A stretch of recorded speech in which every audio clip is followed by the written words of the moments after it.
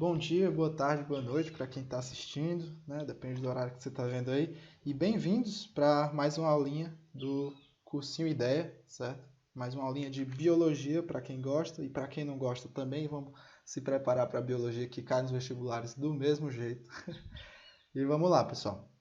Basicamente, a aulinha de hoje é de bioquímica celular, ok? Bioquímica a gente sabe que basicamente é uma coisa que é muito cobrada no celular, né? O pessoal geralmente tem muito medo da bioquímica porque geralmente tem muitos nomes feios, muitas coisas que às vezes é um pouquinho complicado para a galera, mas a gente vai desmistificar tudo aqui, certo? E nessas séries de aulas que a gente vai dar de bioquímica, vocês vão tirar todas as dúvidas de vocês e vai dar certo, certo?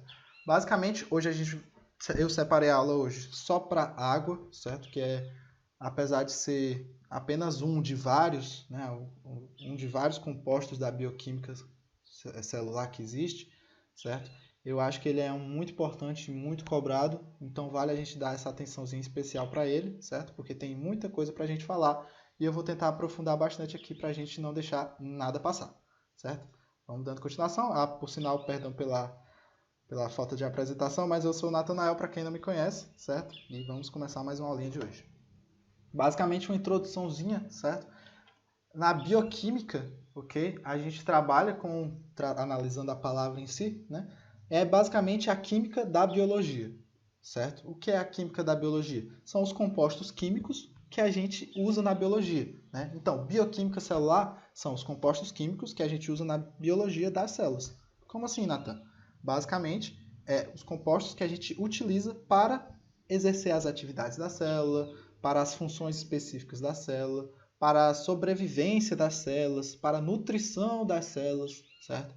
Então, existem N coisas que a bioquímica celular vai fazer nas células, né? Tudo que as células fazem, elas precisam desses compostos que a gente vai falar aqui, certo? E o primeiro que a gente falou é a água, certo? A gente pode ver uma imagenzinha da água aqui. E aqui, basicamente, são compostos químicos, né, relacionados que vão ter funções importantes para as células.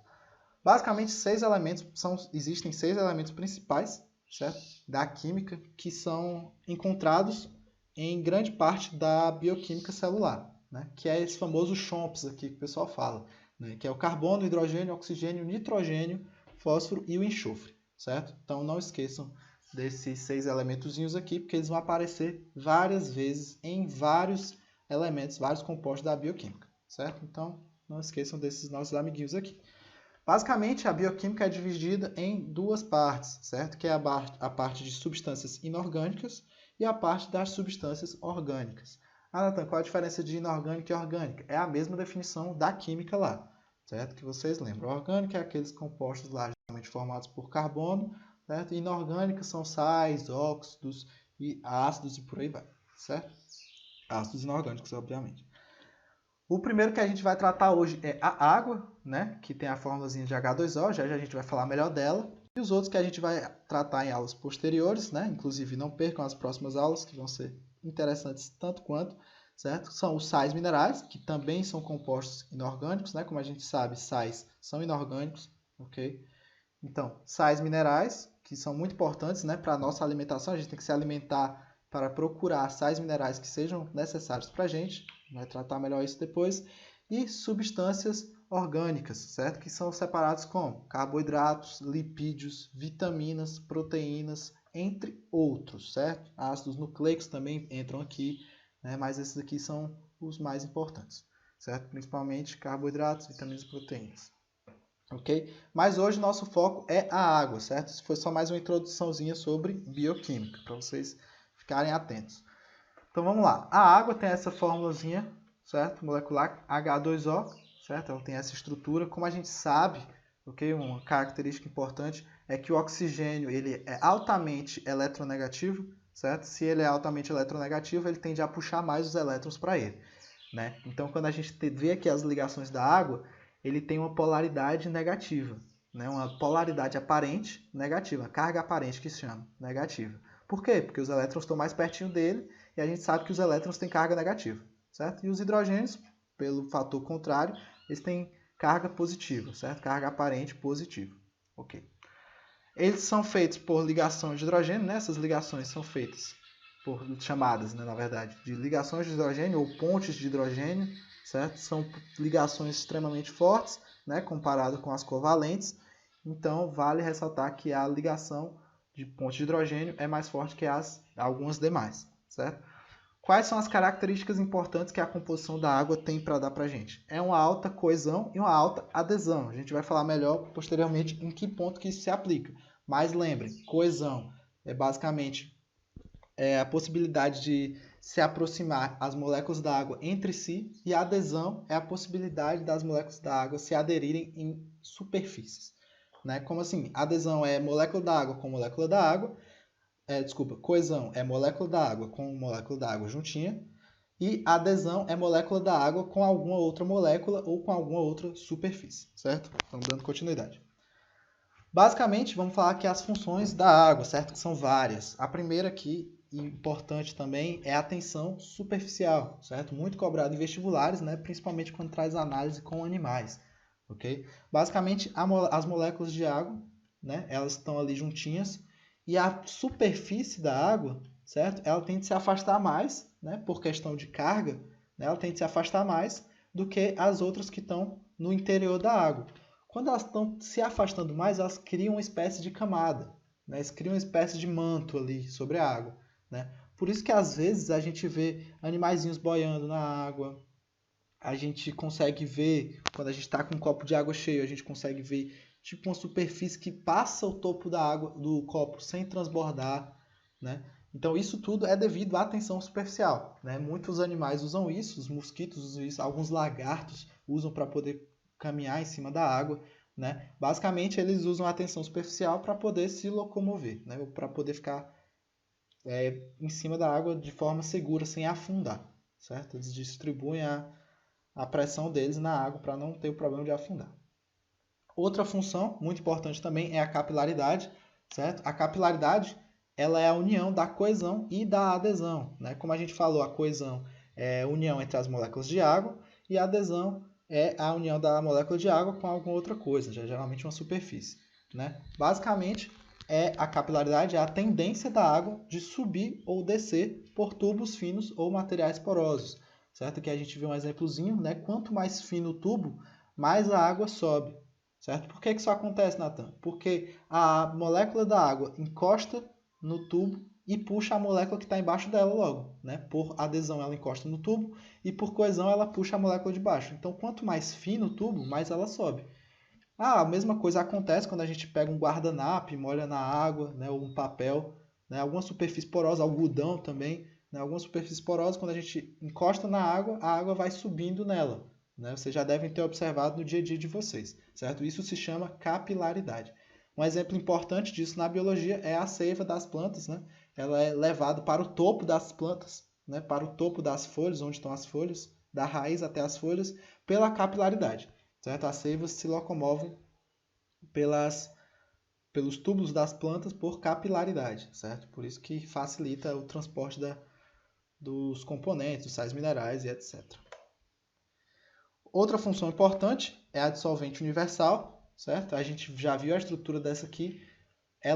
A gente sabe que a água é um composto polar, né?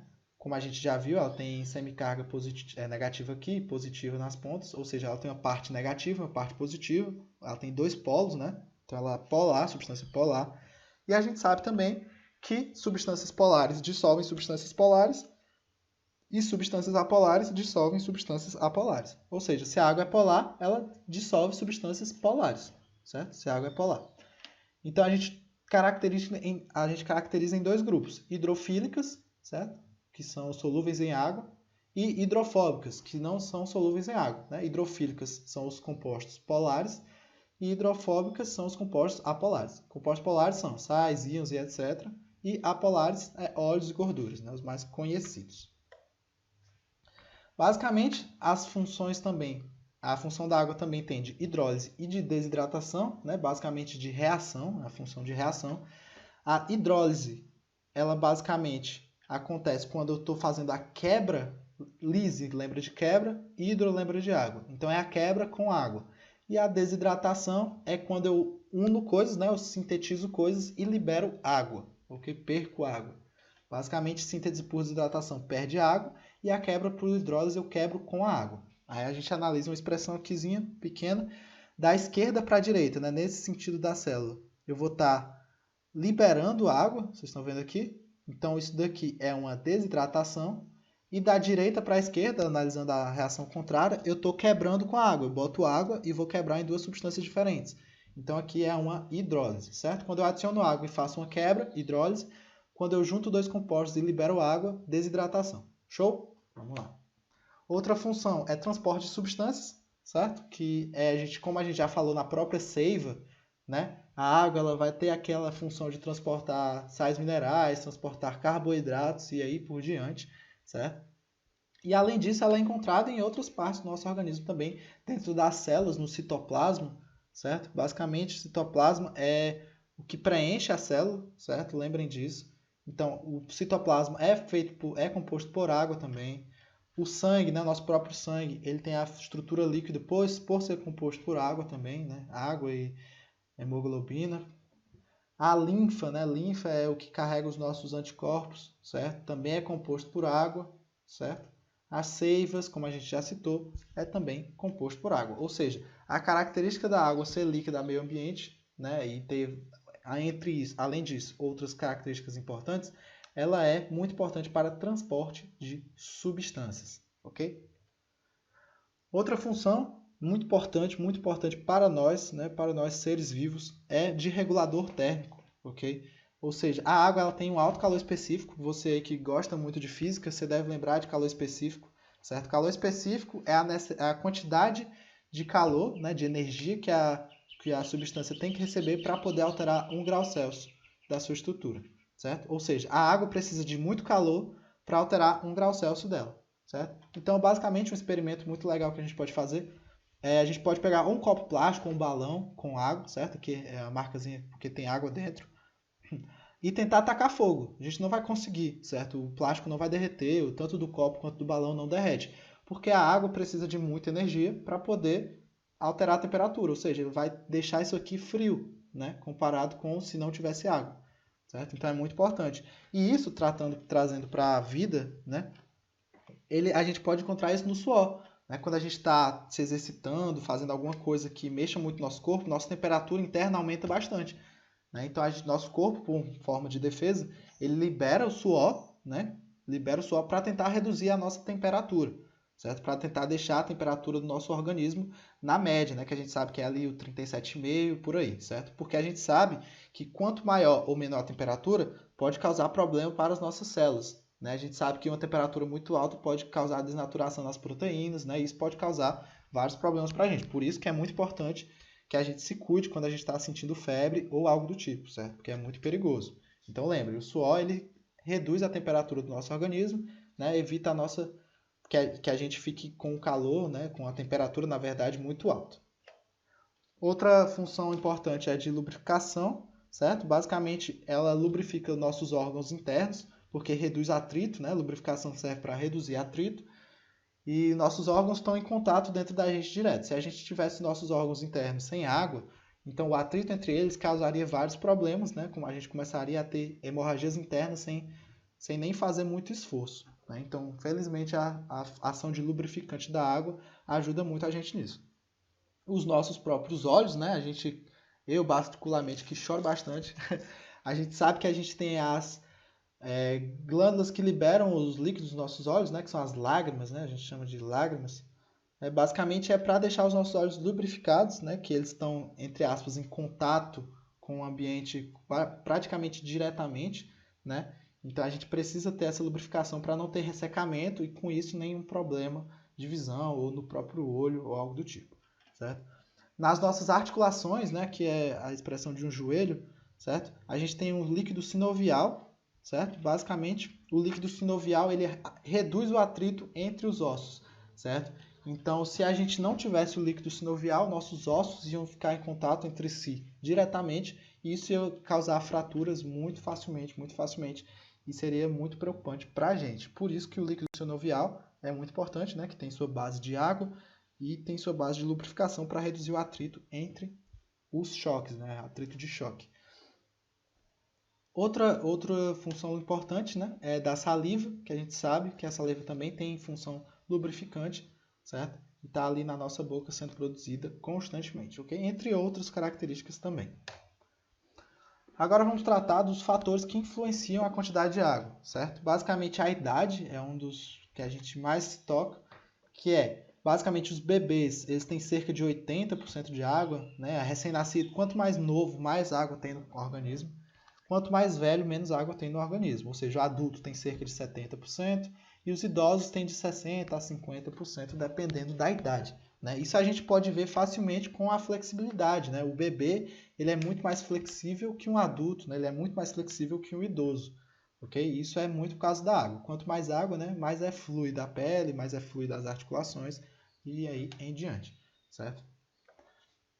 Outro fator muito importante é a taxa metabólica. Certo? Quanto maior a taxa metabólica, mais água o sistema vai precisar. Certo? Tratando especificamente de tecido, a gente pode ver aqui que o tecido nervoso ele tem 90% de água, ou seja, tecido nervoso por ser muito, tá trabalhando muito, né? Aí ele precisa de uma quantidade de água absurda, certo? Tecido muscular também está em alto trabalho, em muita quantidade de movimento, né? Então ele precisa de muita água.